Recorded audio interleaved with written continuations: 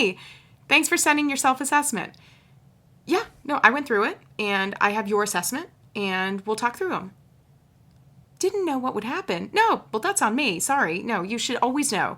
So when you do your self-assessment, I get it, but I've already separately done your assessment.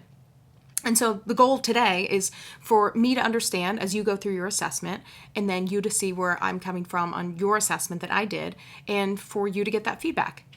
Yeah. Well, so I saw in your self-assessment that you rated yourself a 5 and 5 out of 5 in every category. Candidly, I overall had rated you a 2.5, and I'll walk you through that in 2s and 3s. And so my goal is never to have any surprises or disconnects like that. And so I think following up on some of our conversations, I was a little surprised probably surprised in seeing some of the ratings, but likewise, I don't want you to feel surprised. And so we'll talk through those. Yeah. Well, so one is like communication. And I know we've talked about this in things like what that means is if you have a deadline, for example, whether it's something for me, something with anybody else, is when you have that deadline. I know, yes, and I know we've talked about that, but I think even still recently, what we're still seeing is having deadlines and maybe not thinking about whether something is realistic and saying yes to somebody else. And so I really, again, will encourage you to, anytime you get a deadline, let's talk through priorities and just make sure it's realistic, because also then things will happen. You're not always going to meet that deadline. But where we've seen and continue to is like the deadline happening and people then chasing to find out like what the status is. I know, I understand, and everyone understands busy, but some of it is, and we've talked about this, but it's going to be really important from especially that communication aspect is, just putting yourself in the feet of others and how it feels.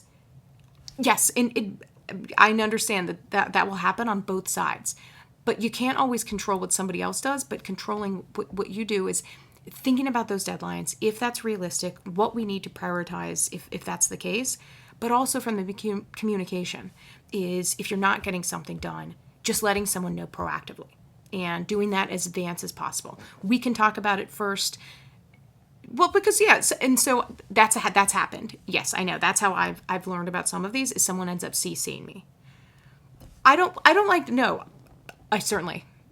I agree. It's never a good feeling when someone CCs your boss, and I don't want that at all, but that's also why I think it's helpful at the outset to really think about that in that communication aspect.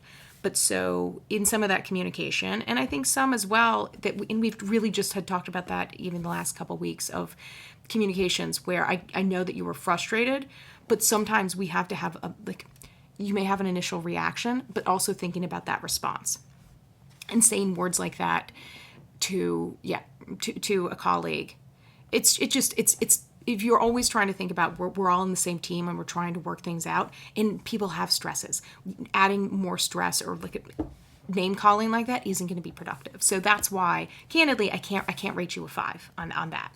And we just continue to have that. And so that's why I think we've added into our one-on-one is having some of that. What's going on? What are other people asking of you?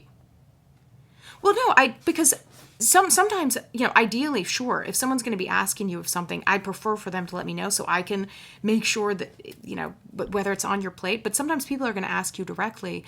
And in that situation, it's totally fine to say, let me just check with my manager and check my workload. That's fine. But no, I don't always know. So adding into our one-on-ones about looking at your workload, but also how you're tracking against some of those. And if you're not going to meet it, how we can communicate that proactively. I understand that, but I think there's often a fear of over communicating, but really it's like the fear of over communicating is often like so small compared to like the realities of under communicating, and people just need a heads up. And yeah, we're all on the same team. And so that's a big one. But also against some of the goals, I think because of that, with like some of the priorities and communication, I know there've been a couple of projects that we had to move you off of because of some of the things that happened that ended up being pretty unproductive. Yeah, and so I think just from this aspect of thinking about that we're all on the same team and understanding more. Like, yes, if someone's working on something, getting frustrated at them, while that can be understandable, like we're all human, but some of those, and so in some of the other categories you'll see are just places where then I've had to move other people onto those projects, and because it wasn't going to be productive at that point in time to have still on the team based on some things that had happened. Well, but I think this is no.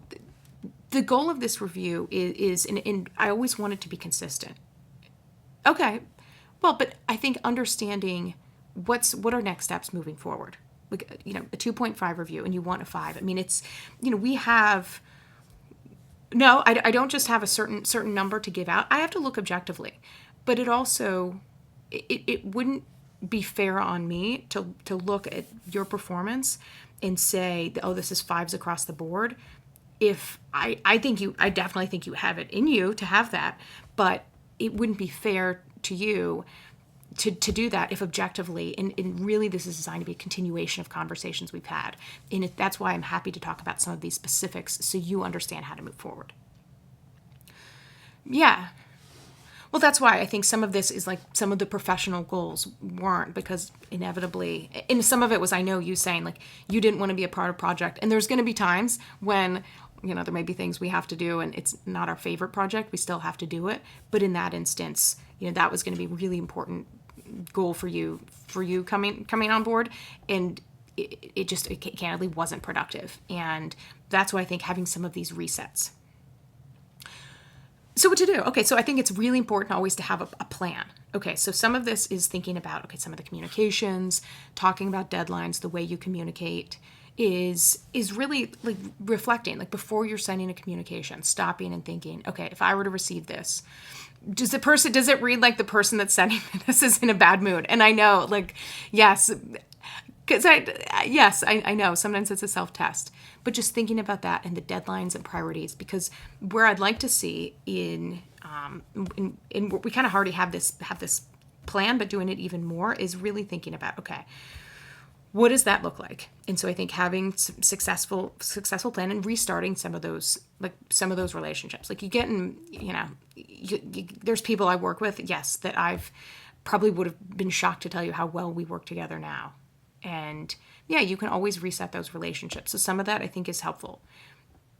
Yeah, I think it's helpful to say that, like, we're all on the same team and I want to work together productively and figure out ways to do that. And that's part of my development, is I want to work on that.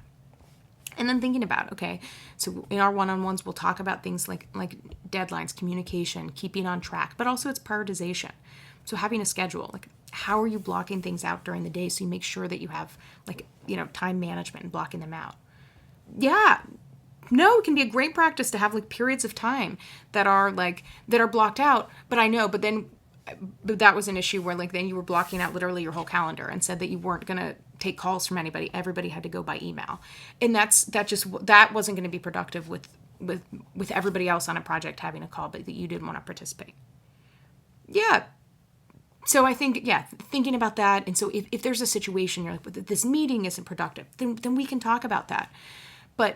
And there's ways I think productively have that conversation. And that's what I think where we can get to for you to have all 5 stars is to really be, okay, if there's a meeting and it's not productive to have everybody, how can we raise that without saying decline, this isn't worth my time.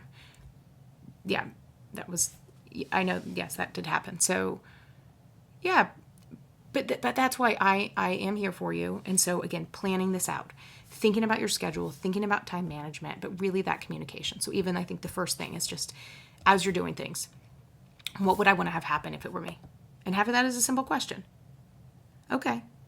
No, so we'll keep on track. And so this is the review, but I'd love to get in the point and build towards those high reviews. Okay. No, I'm glad. I appreciate you. You're taking this very well. So I appreciate this conversation. And I think, again, I'd love to build towards that. And we will talk to that of saying, okay, this is what I'm looking for when I'm looking at 5 stars. I'll give you very specific examples. Okay. All right. We'll see you in our next one-on-one.